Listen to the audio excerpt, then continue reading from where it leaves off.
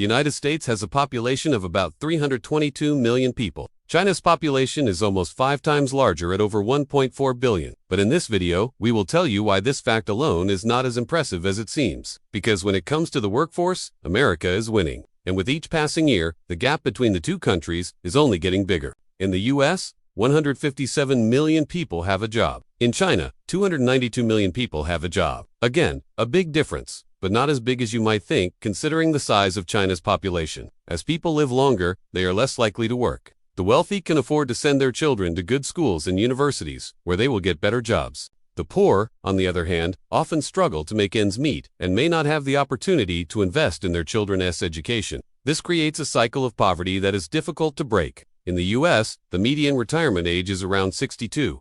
In China, it's around 60. With an increasing number of elderly people, fewer people are available to fill jobs. That means that around 31% of China's working age population has a job. In the US, that number is around 61%. That's almost double. And by 2050, it is estimated that the number of workers will be half of what it is today. And don't forget to subscribe for more updates. That means that China will have a much smaller workforce than the US and other developed countries. So let us take a look at some staggering facts and figures that will help you understand the real difference. Okay? So right now, there are more than 8 million fewer people working in China than there are in the US.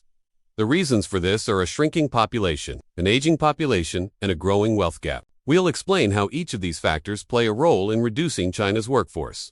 But first, let's start with the basics. In the US, the working age population is 258 million people. That's everyone from 16 to 64 years old. In China, the working age population is 947 million, which might seem like a lot more than the US, and it is. But remember that China has 4 times as many people overall. So when you compare it to the US, as a percentage of the total population, the numbers are fairly similar. Now let's talk about the number of people who are actually employed. So what's going on here?